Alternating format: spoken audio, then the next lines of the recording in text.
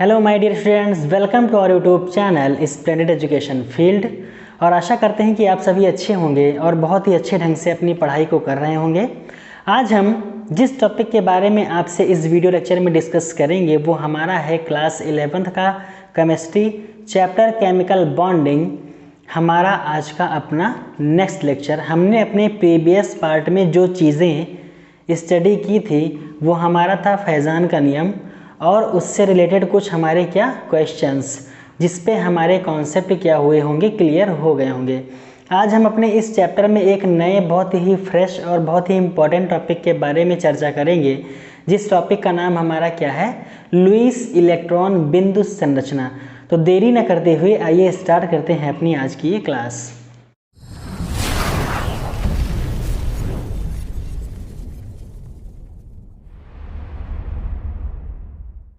तो हम जिस टॉपिक के बारे में आज चर्चा करेंगे आपसे वो हमारा क्या है, लुईस इलेक्ट्रॉन बिंदु संरचना।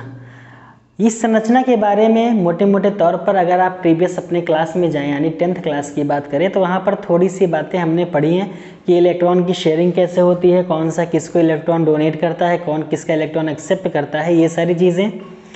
उसी टॉपिक को और अच्छे से थोड़ा लेंदी वे में और पूरे कंप्लीट वे में पढ़ने के लिए हम अपना ये टॉपिक स्टार्ट करेंगे आज। क्या, लुईस इलेक्ट्रॉन बिंदु संरचना, जिसे बोलते हैं लेविस इलेक्ट्रॉन डॉट स्ट्रक्चर। तो इसमें कुछ रूल्स हैं 7, 8 या 9 के आसपास। पहले उन रूल्स को अच्छे से आप लोग कॉपी पेन निकालिए, अच्छे से नोट डाउन कर लीजिए, फिर एक एक क्वेश्चंस को हम क्या करेंगे, सॉल्व करेंगे। ठीक है, तो पहले रूल को हम नोट डाउन करते हैं, जितने भी रूल हैं हमारे, फिर क्वेश्चंस के बारे में डिस्कस करेंगे। ठीक है, तो जो यहाँ पर हमारा इस इलेक्ट्रॉन बिंदु संरचना में रूल नंबर फर्स्ट है, एक एक रूल के बारे में हम लोग देखेंगे। तो बारी बारी से एक एक रूल को हम लोग लिखते चलेंगे, डिस्कस भी करते चलेंगे। तो जिसमें पहला रूल हमारा आता है, तो वो रूल हमारा कहता है कि इसमें हमेशा बाह्यतम कोश के इलेक्ट्रॉन की गणना करते हैं। क्या करेंगे इसमें हमेशा बाह्यतम कोश के इलेक्ट्रॉन की गणना करते हैं। तो पहला रूल हम लोग नोट डाउन करेंगे, इसमें हमेशा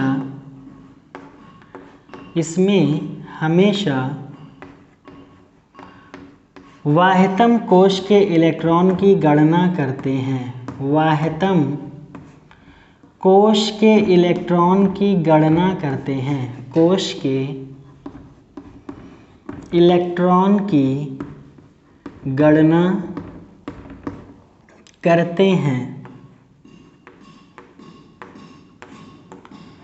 तो पहला रूल हमसे हमारा ये कहता है क्या, कि इसमें हमेशा बाह्यतम कोश के इलेक्ट्रॉन की गणना करते हैं। आप चाहो तो ब्रैकेट में लिख सकते हो, कौन सा कोश हमारा बाह्यतम कोश होता है, संयोजकता कोश।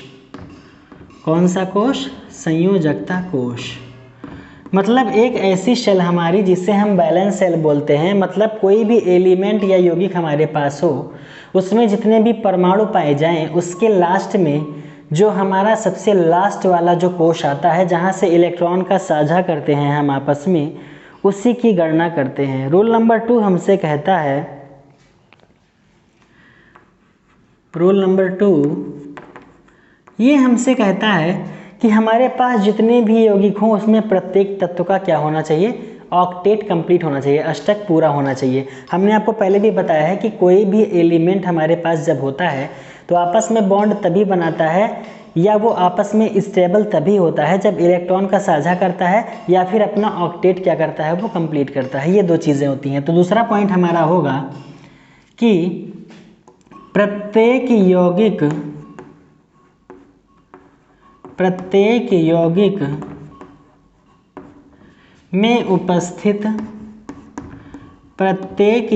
में उपस्थित तत्वों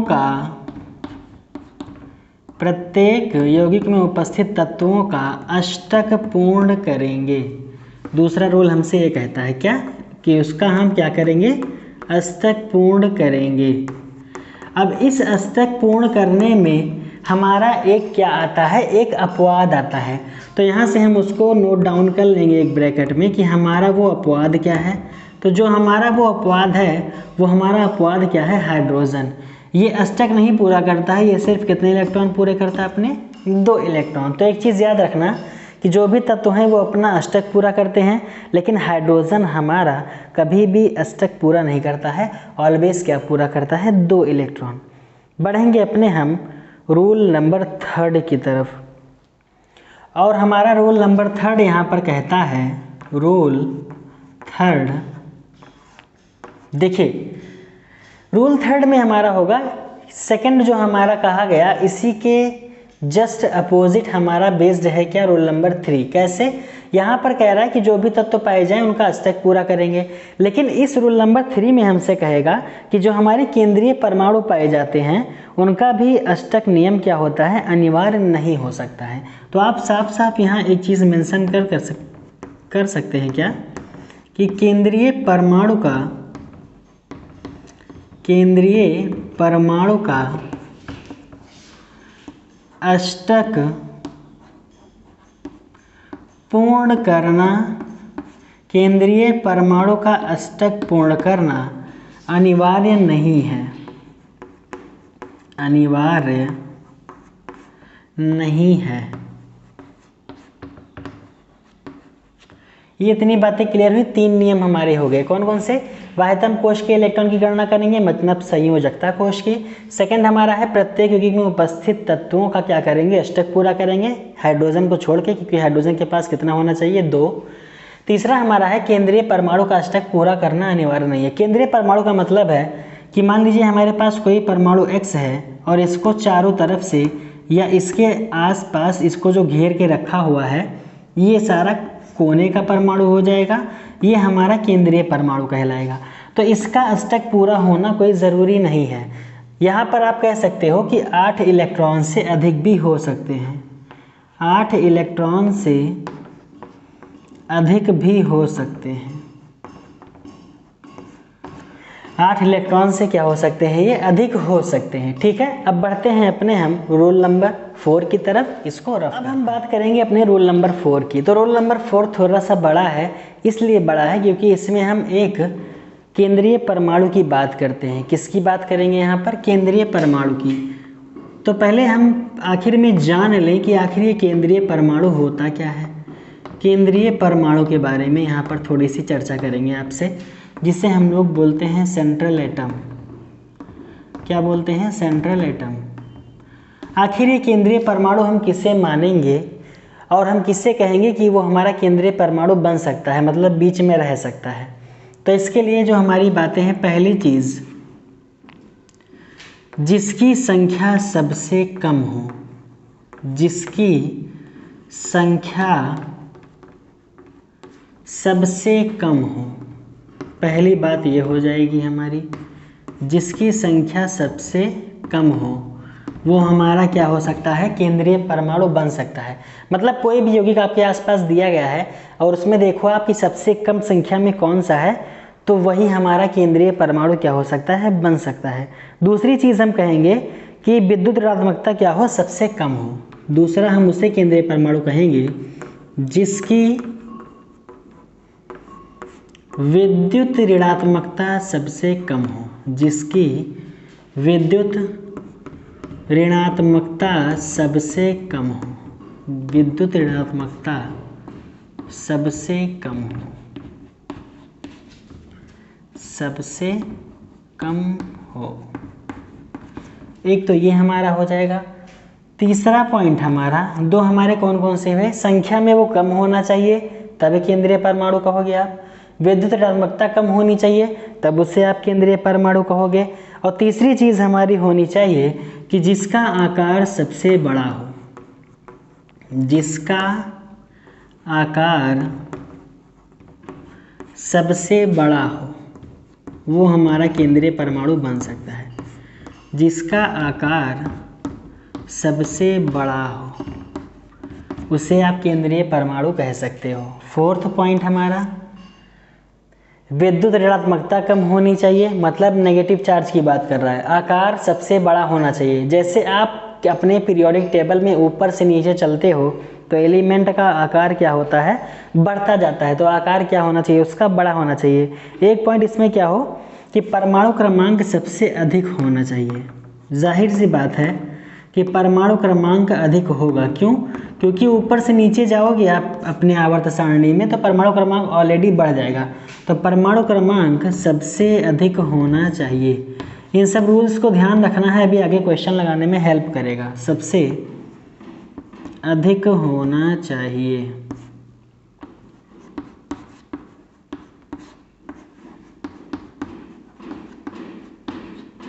ये इतनी बातें क्लियर हो जानी चाहिए। सिर्फ यही 4 रूल है हमारे पास। केंद्रीय परमाणु उससे कहेंगे जिसकी संख्या सबसे कम हो, जिसकी विद्युत ऋणात्मकता सबसे कम हो, जिसका आकार क्या हो, बड़ा हो, और जिसका परमाणु क्रमांक भी क्या हो, अधिक होना चाहिए, या कह सकते हो ज़्यादा होना चाहिए।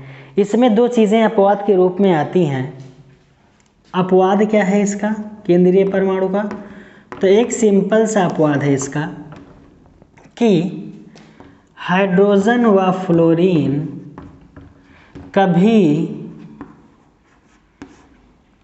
केंद्रीय परमाणु नहीं बन सकते, कभी केंद्रीय परमाणु नहीं बन सकते, नहीं बन सकते।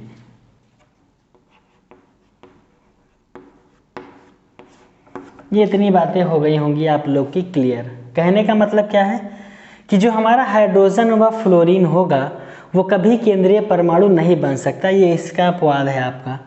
मतलब आप अगर देखो यहाँ तो परमाणु क्रमांक से कोई लेना देना नहीं होगा, यहाँ पर आपका आकार से भी कोई लेना देना नहीं होगा। कुल मिला के कभी भी हाइड्रोजन और फ्लोरीन आपका केंद्रीय परमाणु नहीं बन पाएगा। ठीक है, अब बढ़ते हैं अपने हम नेक्स्ट रूल की तरफ।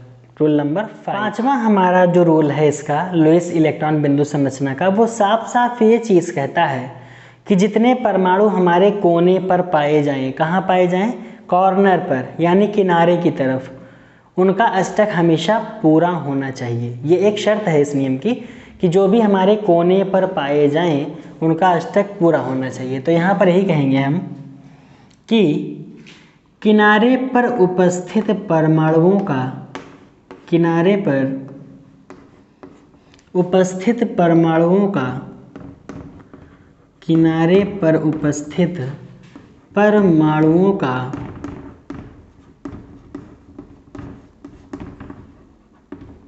अष्टक, किनारे पर उपस्थित परमाणुओं का अष्टक सदैव पूर्ण होना चाहिए। क्या होना चाहिए? सदैव पूर्ण होना चाहिए, सदैव पूर्ण होना चाहिए। इसका अपवाद एक चीज़ और हो जाएगा हमारा, अगर हम एक्सेप्शन की बात करें तो हमारा हाइड्रोजन होगा, क्योंकि आप लोग को भी पता है कि हाइड्रोजन कभी भी 8 इलेक्ट्रॉन पूरे नहीं करता है। जब भी पूरा करता है ऑलवेज हमेशा 2 ही इलेक्ट्रॉन क्या करता है, वो अपना पूरा करता है। तो ये चीज़ याद रखना कि जितने भी हमारे परमाणु किनारे पर होंगे उन सभी का अष्टक क्या होना चाहिए? पूरा होना चाहिए। रूल नंबर 6 की बात करेंगे।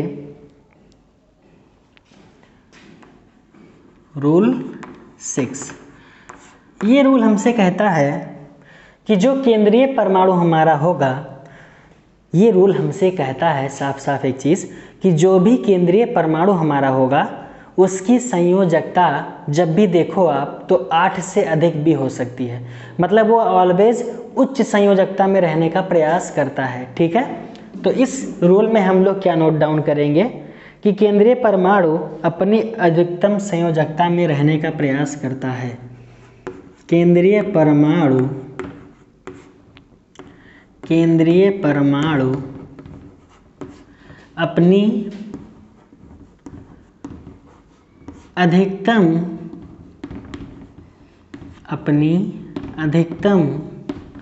संयोजकता में रहने का प्रयास करता है।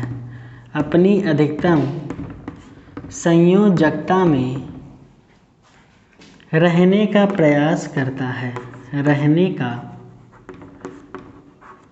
प्रयास करता है।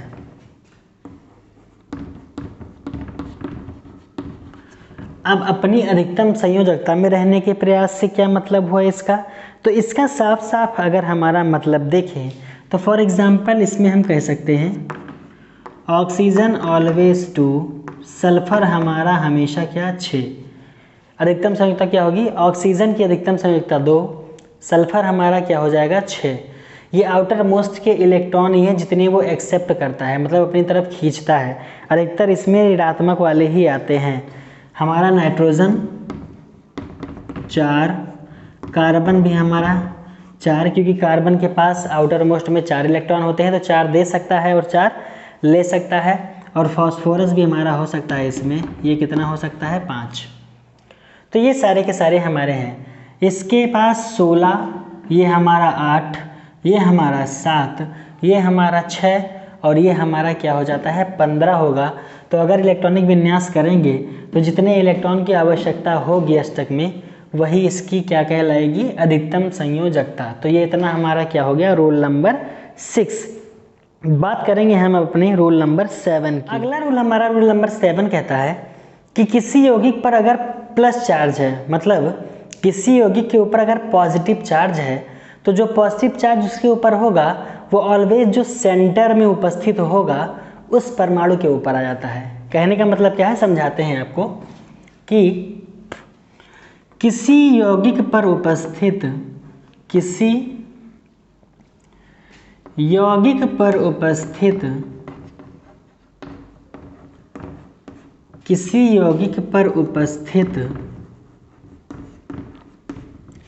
धन आवेश किसी यौगिक पर उपस्थित धन आवेश, मतलब जो कोई यौगिक होगा उसके ऊपर पॉजिटिव चार्ज होगा, सदैव केंद्रीय परमाणु पर हो जाता है, सदैव केंद्रीय परमाणु पर आ जाता है।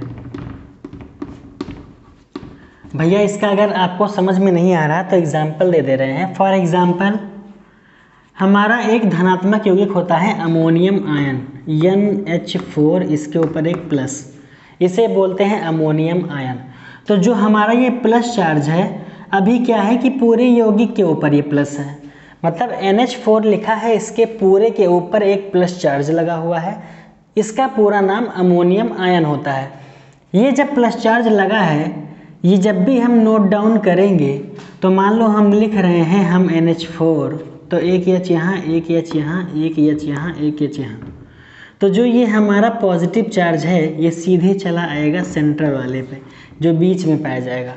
तो इस लाइन के कहने का मतलब यही है कि जो यौगिक पर धन आवेश होगा वो चला आएगा केंद्रीय परमाणु पर, यानी जो बीच में पाया जाएगा उसके ऊपर। बातें इतनी क्लियर हुई।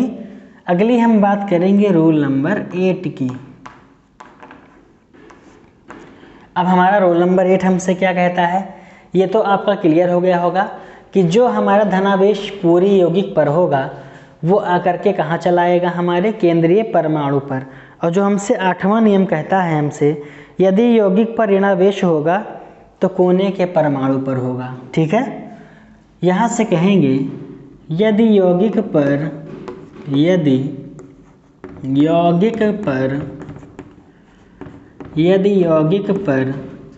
ऋणावेश है, ऊपर धनावेश की बात कर रहे थे, अब ऋणावेश की।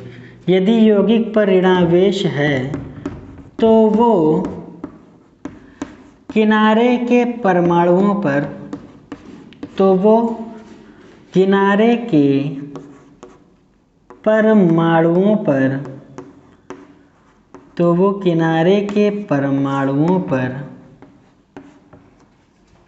आ जाता है।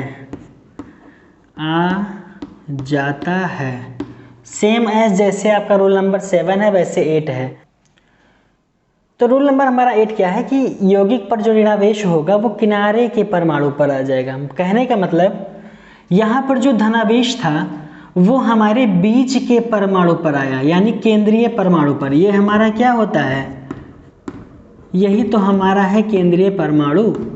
तो अगर किसी यौगिक के ऊपर पॉजिटिव चार्ज है तो हमेशा वो चला आएगा केंद्रीय परमाणु पर, लेकिन बाय चांस अगर इसी के ऊपर हम नेगेटिव मान लें, क्या मान लें, नेगेटिव। फॉर एग्जांपल हम दोबारा लेकर के दिखा दे रहे हैं आप लोग को।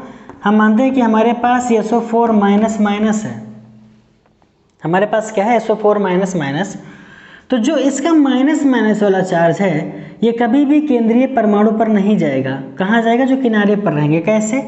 S यहाँ O की संख्या कितनी है? 4, तो जो माइनस वाला हमारा है वो हमारा कहाँ चलाएगा? किनारे के परमाणु पर।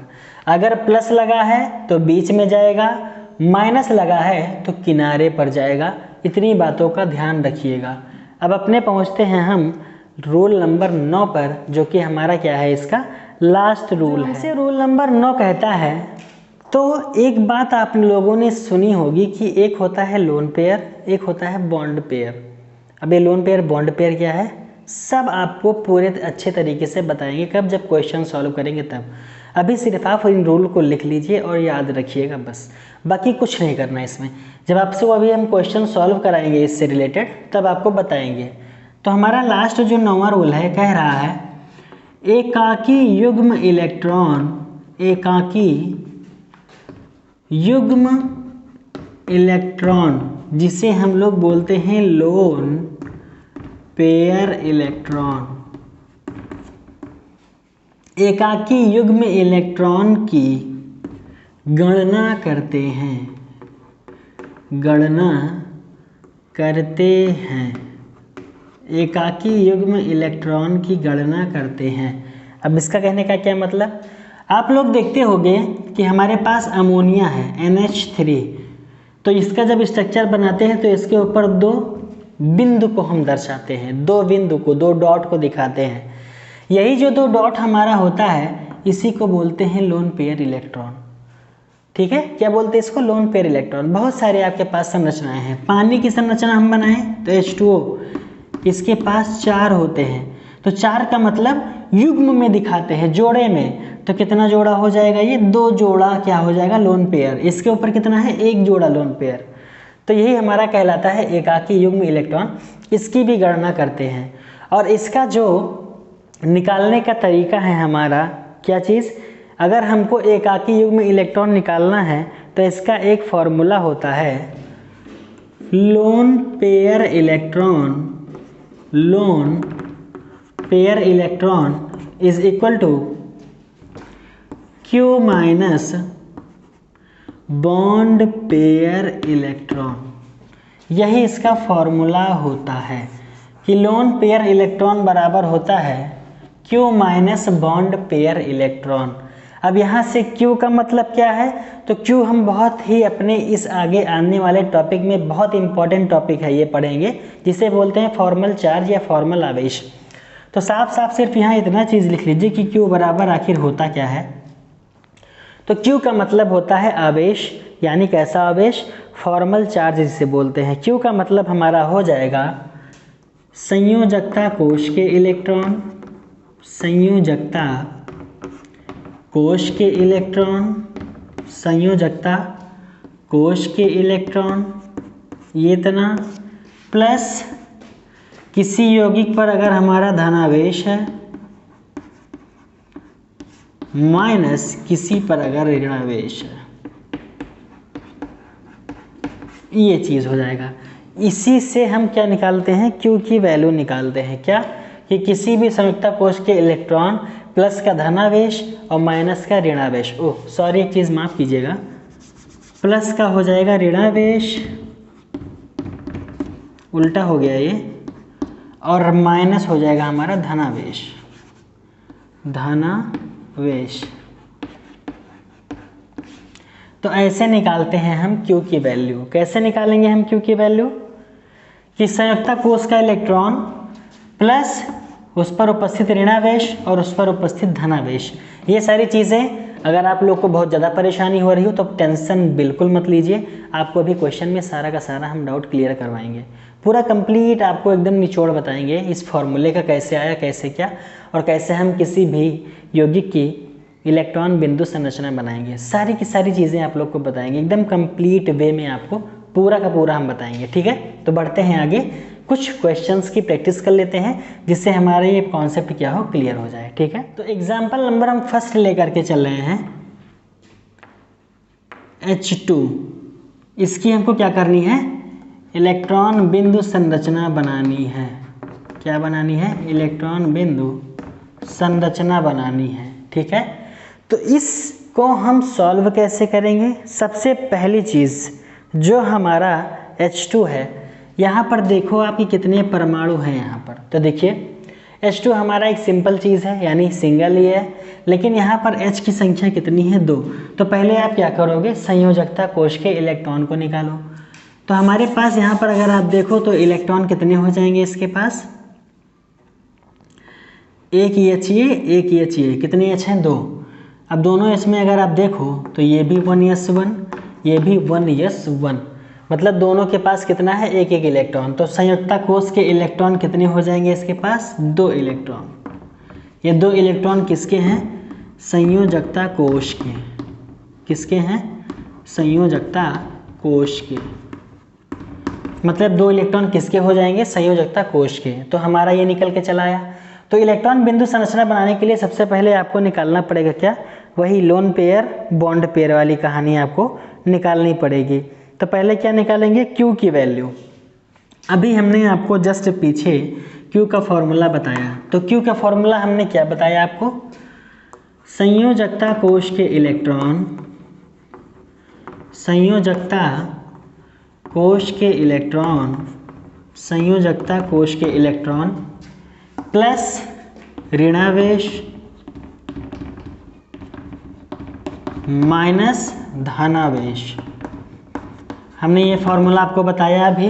अब इसी पे आप अप्लाई कीजिए, पहले Q की वैल्यू निकालिए। ठीक है, अब Q की वैल्यू निकालोगे आप तो क्या करोगे, पहली चीज़ तो संयुक्ता कोश के इलेक्ट्रॉन कितने हैं, 2। तो Q बराबर हो जाएगा यहाँ से 2 प्लस में, ना इसके ऊपर कोई ऋणावेश है ना इसके ऊपर कोई धनावेश है, तो ऋणावेश 0 माइनस धनावेश 0। तो यहाँ से Q की वैल्यू कितनी आ जाएगी, हमारे पास 2 आ गई। अब यहाँ से हम लोग क्या करेंगे कि लोन पेयर की चर्चा हम करेंगे, यानी लोन पेयर की वैल्यू हम निकालेंगे। तो आप लोग को पता है कि लोन पेयर बराबर क्या होता है, लोन पेयर बराबर हमारे पास होता है Q माइनस बॉन्ड पेयर। तो Q माइनस बॉन्ड पेयर, अब यहाँ से आप निकालो क्या कि लोन पेयर, तो अभी हमारे पास कुछ नहीं, इसको निकालना ही है। Q की वैल्यू कितनी आई हमारे पास, 2 माइनस हमारा बॉन्ड पेयर। तो यहाँ पर बॉन्ड पेयर आपका कितना हो जाएगा, देखिए बॉन्ड पेयर का मतलब होता है जैसे लोन पेयर होता है किसी के ऊपर रखा हुआ बिंदु इलेक्ट्रॉन का, वैसे ही बॉन्ड पेयर होता है। यहाँ पर आप देखो तो H2 है। अब H2 हमारा जब स्ट्रक्चर बनाएंगे तो हम मानते हैं कि हमारे पास H2 यानी 2H है। इन दोनों के पास अंतिम कोश में एक एक इलेक्ट्रॉन होते हैं। इन दोनों ने आपस में क्या कर लिया, साझा। तो जब साझा कर लिया इन्होंने, तो यही इसका क्या कहलाता है, बॉन्ड पेयर इलेक्ट्रॉन। कितने इलेक्ट्रॉन साझा किए, 2, एक इसका एक इसका, दोनों आपस में बॉन्ड बना लिए। तो कितने इलेक्ट्रॉन साझा किए, 2। यही साझा करने वाला हमारा जो होता है इलेक्ट्रॉन, इसी को हम बोलते हैं बॉन्ड पेयर इलेक्ट्रॉन। क्या बोलते हैं, बॉन्ड पेयर इलेक्ट्रॉन।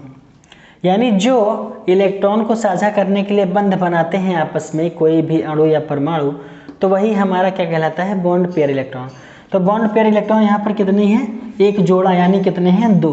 तो ये भी कितना हो जाएगा, 2। अब यहाँ से अगर हम लोन पेयर निकालें तो लोन पेयर हमारा 2 - 2 कितना हो जाएगा, 0। यानी इसके ऊपर कोई भी लोन पेयर हमको नहीं मिला, यानी लोन पेयर की वैल्यू कितनी हो जाएगी, 0 हो जाएगी।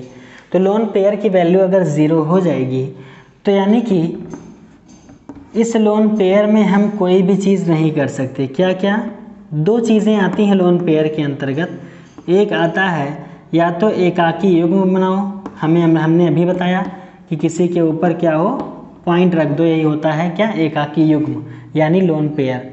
या फिर आप डबल या ट्रिपल बॉन्ड का फॉर्मेशन कर दो, तो उससे ही लोन पेयर हम कहेंगे। लेकिन यहाँ पर लोन पेयर की वैल्यू 0 आई है, तो ना ही हम एकाकी युग्म बनाएंगे ना ही डबल ट्रिपल बॉन्ड। यानी अगर H2 की हम संरचना साफ साफ देखें तो H2 की संरचना हमारी क्या हो जाएगी, सिंपल सी यही हो जाएगी। यही हमारी क्या है, H2 की संरचना। तो ये इतना पहला क्वेश्चन क्लियर। नहीं क्लियर हुआ हो तो एक क्वेश्चन आइए और सॉल्व करते हैं। अब बात करते हैं अपने एग्जाम्पल नंबर 2 की। वो नहीं क्लियर हुआ तो कोई बात नहीं, आगे अभी देखिए आप, क्लियर हो जाएगा, जितनी प्रैक्टिस करेंगे हम उतना ही क्लियर होता जाएगा। अब साफ साफ यहाँ देखिए आप कि हमारे पास O2 है, यानी जाहिर सी बात है कि दो ऑक्सीजन आपस में जुड़े होंगे। कैसे? ऐसे, ठीक है, क्योंकि यहाँ पर क्या है, O2 है। तो पहले क्या करो आप कि इस O2 को अलग अलग करके, यानी OO, इसका आप इलेक्ट्रॉनिक विन्यास कर डालो। इलेक्ट्रॉनिक विन्यास कितना होता है? 1s2 2s2 2p4, ये हो जाएगा 1s2 2s2 2p4। Outer most के इलेक्ट्रॉन क्या होते हैं? ये होते हैं आउटर मोस्ट के इलेक्ट्रॉन। संयोजकता निकालने के लिए बाहर के इलेक्ट्रॉन लेंगे। तो यहाँ से आप देखो तो कितना इलेक्ट्रॉन हो जाएगा? 4 और 2 6, 4 और 2 6, 6 और 6 कितने हो जाएंगे? 12। टोटल हमारे पास कितने आ गए संयोजकता कोष के इलेक्ट्रॉन? 12 इलेक्ट्रॉन आ गए संयोजकता कोष के। किसके? संयोजकता कोष के। संयोजकता कोष, संयुक्ता कोष से कितने इलेक्ट्रॉन आए? 12 इलेक्ट्रॉन आए। अब क्या करेंगे? देखिए, अब निकालेंगे हम लोग लोन पेयर अपना। क्या निकालेंगे? Lone pair. देखो क्या करेंगे, तो पहले लोन पेयर निकालने के लिए हम क्या निकालेंगे? लोन पेयर बराबर होता है, नॉर्मल से धीरे धीरे बताते हुए चल रहे हैं, अच्छे से समझते चलिए सब लोग। लोन पेयर बराबर होता है Q माइनस बॉन्ड पेयर। इतना फॉर्मूला कन्फर्म है। अब यहाँ से जब हम निकालेंगे तो Q की वैल्यू हमको नहीं पता है, तो पहले Q की वैल्यू आइए साइड में निकाल लेते हैं। तो Q बराबर होता है संयोजकता कोष के इलेक्ट्रॉन, संयोजकता कोष के इलेक्ट्रॉन प्लस ऋणावेश माइनस धनावेश। इतना फॉर्मूला याद है? चलिए बहुत बढ़िया, आगे बढ़ते हैं। तो Q की वैल्यू यहाँ से हो जाएगी, संयोजकता कोष के इलेक्ट्रॉन हमने अभी निकाले, कितने आए? 12, प्लस इसके ऊपर कोई प्लस चार्ज नहीं है, इसके ऊपर कोई माइनस चार्ज वो भी नहीं है, तो यहाँ से Q की वैल्यू क्या आ जाएगी? 12। इस फॉर्मूले में रखिए लोन पेयर बराबर Q यानी 12 माइनस, अब बात फंसती है बॉन्ड पेयर की। तो बॉन्ड पेयर का मतलब यहाँ से क्या हो जाएगा? देखो, सबसे पहले जब ऑक्सीजन को हम 2 की संख्या में लिए हुए हैं O2, तो जब इसको इन दोनों को पहले आपस में ऐसे कनेक्ट करेंगे बॉन्ड से, तो पहले जो साझा करेंगे एक एक इलेक्ट्रॉन का साझा करेंगे दोनों आपस में।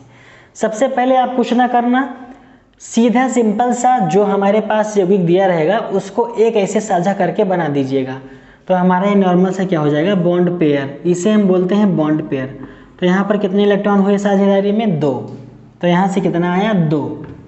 ठीक, आगे इसको रफ कर दे रहे हैं। अब यहाँ से जब 2 आया, तो अगर हम लोन पेयर को देखें तो 12 माइनस 2 यानी कितना आया? 10। तो लोन पेयर की वैल्यू कितनी आ गई यहाँ से? 10। अब इस 10 लोन पेयर का इस्तेमाल आप 2 जगह कर सकते हो, या तो एकाकी युग्म बनाइए, एकाकी युग्म बनाइए, या फिर आप डबल या ट्रिपल बॉन्ड का फॉर्मेशन कीजिए। 2 जगह आप इस 10 का इस्तेमाल कर सकते हो। और 10 का मतलब क्या कि इन दोनों का अष्टक भी पूरा होना चाहिए। तो इसको आइए अच्छे से बनाते हैं। इधर हमारे पास क्या है? ऑक्सीजन है, ये रहा हमारा ऑक्सीजन पहला, ये रहा हमारे पास ऑक्सीजन दूसरा। हमने एक तो साझा किया, इसका ऐसे मिला दिया, तो 2 तो बन गया पहले से, यानी 2 इसका भी 2 इसका भी। अब हमको 10 पूरा करना है इसका, तो कैसे करेंगे? पहले आइए अष्टक पूरा करते हैं। 1 2 3 4 5 6 7 8, इसका अष्टक पूरा हो गया। अब बचा कितना इसके पास? 2, 1 2, ये हमारा कितना हो जाएगा? 2 3 4। अब देखो आप, 2 2 4 2 6 2 8, इसका अष्टक पूरा हो गया। 2 2 4 2 6, इसका अष्टक पूरा नहीं हुआ। अब जब नहीं हुआ तो क्या करना है? आपको किसी भी हाल में अष्टक पूरा करना है। इलेक्ट्रॉन जो बचे थे कितने यहाँ पर? 10, तो हमने 6 यहाँ पर दे दिए, 4 यहाँ पर दे दिए, 10 कंप्लीट हो गए। ये 2 पहले से बॉन्ड पेयर वाला साझा था, ये भी हो जाएगा। लेकिन आप यहाँ पर जब स्ट्रक्चर बनाना तो ध्यान देना कि सबका अष्टक पूरा होना चाहिए। अब क्या करेंगे, यहाँ पर अष्टक पूरा करने के लिए ये हमारे पास 6 इलेक्ट्रॉन है, यहाँ पर भी हमारे पास 4 इलेक्ट्रॉन है, तो 6 ये साझेदारी का है 2 8, इसका अष्टक पूरा हो गया। लेकिन इधर वाले का 2 2 4 2 6 ही रह गया, यानी 2 इलेक्ट्रॉन की कमी हो गई। तो आप क्या करो, डबल और ट्रिपल बॉन्ड भी बना सकते हो। मैंने कहा कि जब आपके पास लोन पेयर इलेक्ट्रॉन हो तब, ठीक है। तो यहाँ से जब हम लोग इसका अष्टक कंप्लीटली पूरा करेंगे पूरी तरह से, तो क्या हो जाएगा हमारा, हमने क्या कहा इससे कि आप अपना यहाँ पर इलेक्ट्रॉन क्या करो, हटा दो और इसके साथ में एक नए बॉन्ड का फॉर्मेशन करो और आप इस इलेक्ट्रॉन को फिर से साझेदारी के रूप में ले लो, यानी साझेदारी कर लो इसकी। अब क्या हो गया इसका कि 2 2 4 2 6 2 8, यानी इसका भी अष्टक पूरा हो गया। 2 2 4 2 6 2 8 और इसका भी अष्टक पूरा हो गया। यही इसकी कहलाएगी इलेक्ट्रॉन बिंदु संरचना। क्या हो जाएगा ये इसका हो जाएगा इलेक्ट्रॉन बिंदु संरचना। आप सबको यही चीज़ सेम टू सेम बनानी है। फिर से रिवाइज करते हैं एक बार। हमारे पास ऑक्सीजन कितने थे, 2। हमने पहले दोनों के आउटर मोस्ट सेल का इलेक्ट्रॉन निकाला, संयुक्ता कोश का इलेक्ट्रॉन, मतलब पहला ऑक्सीजन 6 इसके पास, दूसरा ऑक्सीजन 6 इसके पास, 6 और 6 मिलाए हमने, टोटल इलेक्ट्रॉन कितने आए हमारे 12, जो किसके इलेक्ट्रॉन थे, संयुक्ता कोश के इलेक्ट्रॉन थे। फिर हमने फॉर्मूला लगाया lone pair is equal to होता है Q माइनस बॉन्ड पेयर, जहाँ से हमने क्या देखा कि लोन पेयर की वैल्यू Q हमने निकाला लास्ट में, जो हमारे इसके कोश के इलेक्ट्रॉन थे, ना इसके ऊपर प्लस चार्ज था ना इसके ऊपर माइनस चार्ज था, तो टोटल इलेक्ट्रॉन कितने आ गए 12। बॉन्ड पेयर हमने क्या कहा कि पहले आप नॉर्मली स्ट्रक्चर किसी भी एलिमेंट का बना लिया करो और एक एक इलेक्ट्रॉन की साझेदारी करवा दिया करो, तो हो जाएगा कितना, ये 2। हमने बॉन्ड पेयर में 2 रखा, 12 से 2 को माइनस किया, आया हमारे पास लोन पेयर 10। अब हमने आपसे कहा कि इस लोन पेयर इलेक्ट्रॉन का आप यूज़ कर सकते हो एकाकी युग्म बनाने में या फिर डबल या ट्रिपल बॉन्ड बनाने में। तो हमने क्या किया कि इलेक्ट्रॉनों को आपस में साझेदारी करवा करके डबल बॉन्ड बना करके इसका भी अष्टक पूरा कर दिया, इसका भी अष्टक पूरा कर दिया। यही होती है इलेक्ट्रॉन बिंदु संरचना। तो आशा करते हैं कि आप सभी को ये सारे के सारे जो दोनों हमने एग्जाम्पल करवाए अब क्लियर हो गए होंगे। नहीं क्लियर हुआ हो तो आइए आज का एक लास्ट एग्जाम्पल भी हम लोग क्या करते हैं, पूरा करते हैं। आइए करते हैं लास्ट एग्जाम्पल। अगला एग्जाम्पल हम ले रहे हैं N2। अभी सिंगल ही ले रहे हैं, अपने अगली क्लास में क्या करेंगे कि हम डबल मतलब थोड़ा सा यौगिक बड़ा कर करके ले लेंगे, ठीक है, कोई दिक्कत नहीं। अभी सिर्फ जो ले रहे हैं कॉन्सेप्ट क्लियर करने के लिए एक ही चीज़ का यूज़ हम कर रहे हैं, इसमें कोई और चीज़ जोड़ नहीं रहे हैं। तो हम मानते हैं हमारे पास क्या है N2। सबसे पहला काम, संयोजकता कोश का इलेक्ट्रॉन निकालो आप। तो यहाँ पर N की संख्या कितनी है, 2, यानी N हमारे पास कितना है, 2।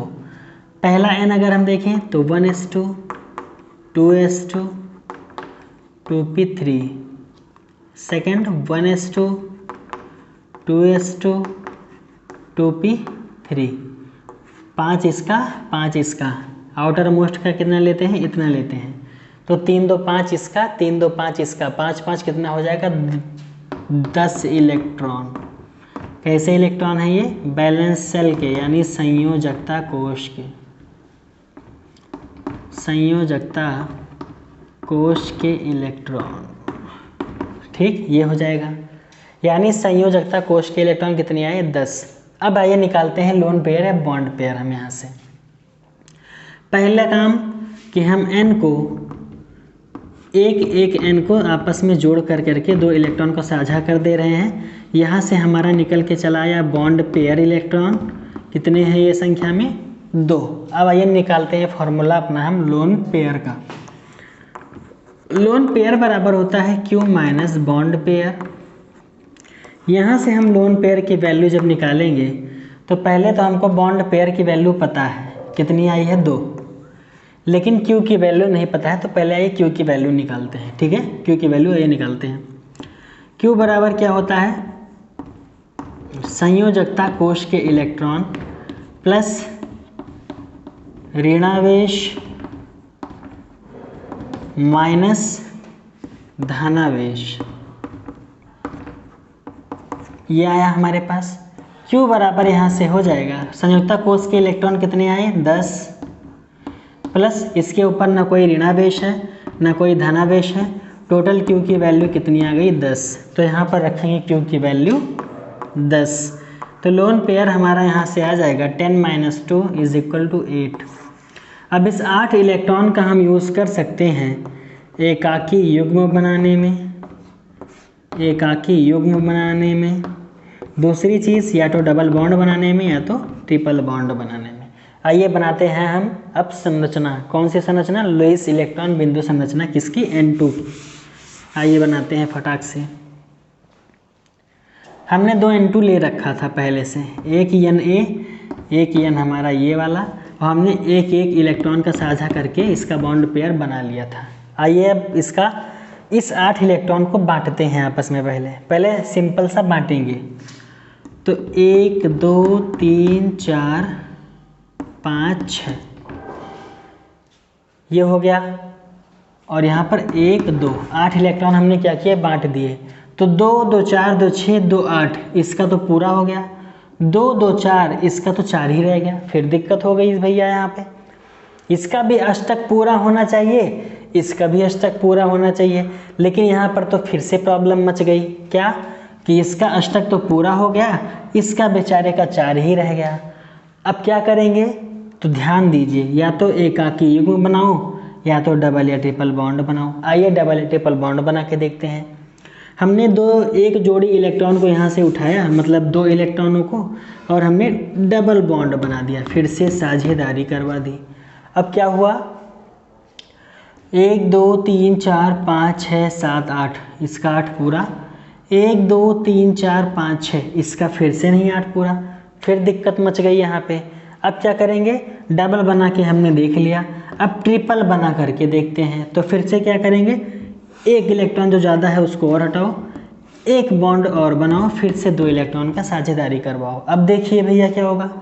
1 2 3 4 5 6 7 8 इसका पूरा हो गया, 1 2 3 4 5 6 7 8 इसका भी क्या हुआ? पूरा हो गया। मतलब नॉर्मल स्ट्रक्चर अगर हम देखें तो N ट्रिपल बॉन्ड N होगा। ऐसे ही बनेगा हमारा क्या? लुईस इलेक्ट्रॉन बिंदु संरचना। हमारा यही होगा लुईस इलेक्ट्रॉन बिंदु संरचना। ये हमारा नॉर्मल सा स्ट्रक्चर है जो N ट्रिपल बॉन्ड N से दिखाया जाता है। तो यही हमारा हो जाएगा क्या? आंसर। ऐसे ही आपको भी लगाना है, बहुत ही सिंपल सा है, कुछ नहीं करना है। पहले कोश का इलेक्ट्रॉन निकालना है बाहर का, कितने इलेक्ट्रॉन आएंगे, फिर Q की वैल्यू निकाल लो आप, फिर लोन पेयर में रख दो। जितने इलेक्ट्रॉन आएंगे उनको आपस में बांट दो, कम ज़्यादा हो तो डबल ट्रिपल बॉन्ड बना दो। बस इतना ही करना है और कुछ नहीं। इसी एग्जाम्पल के साथ में आज का अपना ये लेक्चर हम यहीं तक रखेंगे। बाकी बात करेंगे अपने कल के लेक्चर में, जहाँ पर इसके आगे थोड़ा सा और एग्जाम्पल को बड़ा लेकर के ट्राई करेंगे, और कल कोशिश करेंगे कि लुईस इलेक्ट्रॉन बिंदु संरचना क्या हो, कंप्लीट हो जाए। तो आज तक की क्लास में यहीं तक। इसको अच्छे से रिवाइज कर लीजिएगा, पढ़ लीजिएगा, सभी रूल्स को याद कर लीजिएगा। और ये रूल्स बहुत ही इंपॉर्टेंट हैं, बहुत सारे क्वेश्चंस आपके एग्ज़ाम में आते हैं, चाहे वो आपके बोर्ड का एग्ज़ाम हो, चाहे आपका वो competition level NEET IIT JEE का एग्ज़ाम हो, कुछ भी हो सकता है। सब जगह बहुत ही मोस्ट इंपॉर्टेंट टॉपिक है आपका ये। कौन सा? Lewis electron dot structure. ठीक है, तो मिलेंगे आपसे हम अपने नेक्स्ट लेक्चर में। तब तक के लिए बहुत ही अच्छे ढंग से पढ़ते रहिए, और दिल लगाकर अच्छे से किसी चीज़ की अगर तैयारी कर रहे हैं तो उसको भी करते रहिए। तो इसी शुभकामना के साथ में आज की क्लास यहीं पर ओवर करते हैं। मिलेंगे आपसे नेक्स्ट लेक्चर में, तब तक के लिए अच्छे से पढ़ते रहिए। वीडियो अच्छा लगा हो तो उसको लाइक कीजिएगा, शेयर कीजिएगा। चैनल पे फर्स्ट टाइम आए हैं आप तो इसको सब्सक्राइब कीजिएगा। Thank you so much, bye bye, take care, thanks for watching, जय हिंद।